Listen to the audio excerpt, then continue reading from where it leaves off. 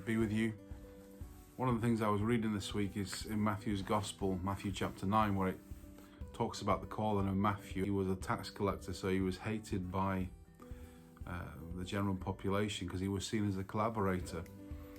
And Matthew, in this passage, in Matthew 9, verse 9 onwards, it shows you how Jesus called Matthew. It's a beautiful passage. It's also written in Mark's Gospel and in Luke's Gospel, but it's not quite the same because Matthew's writing about his own encounter with Jesus, his own call to discipleship and fellowship.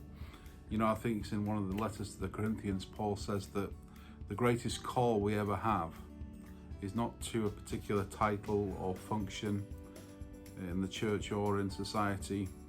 It's not to anything else. The first call is to fellowship, that is relationship with Jesus. That's the first call.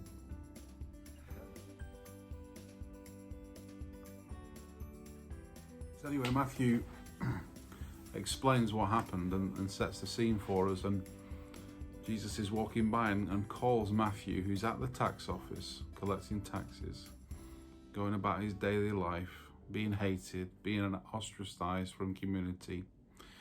The religious leaders come in to speak to him at night. The Pharisees come in to deal with them. All the money they make in the temple, because Caiaphas, the high priest, and all the Pharisees, all the Sadducees, they were making a lot of money off people in the temple by selling lots of stuff for the sacrifices. So all that money Matthew will have put through his books and probably tried to keep it from the Roman Empire on the low down.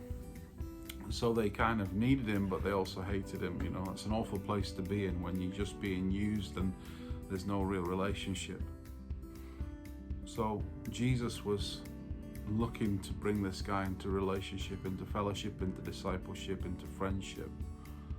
And immediately Matthew saw his heart and saw who Jesus was and followed him.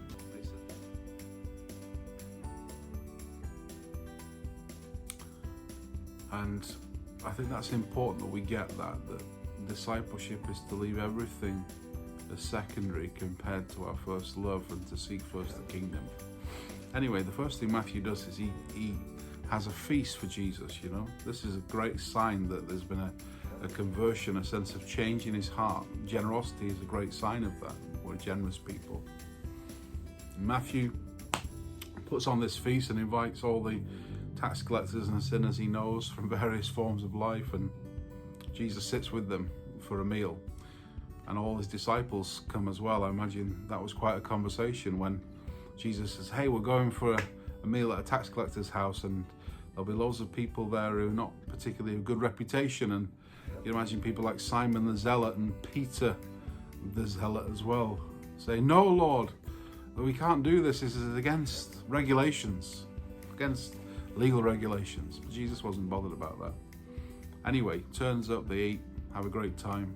Pharisees show up. I don't know what they were doing there, or they may have heard about it. But they say, what are you doing eating with a tax collector and all these sinners and all these other tax collectors? Why do you want to be with them? And Jesus says something interesting that Matthew records that we don't find in the other two gospel recordings, in the synoptic gospels of Luke and Mark, but we find it in Matthew.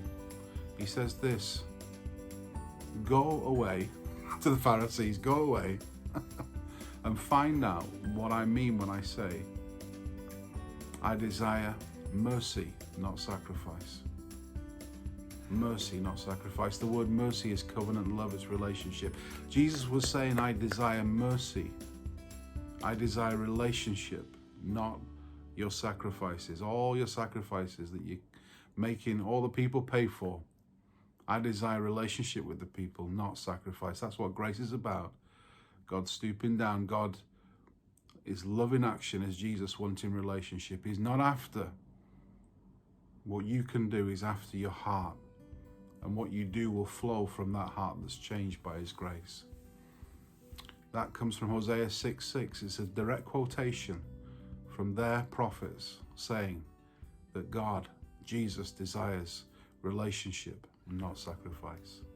Bless you.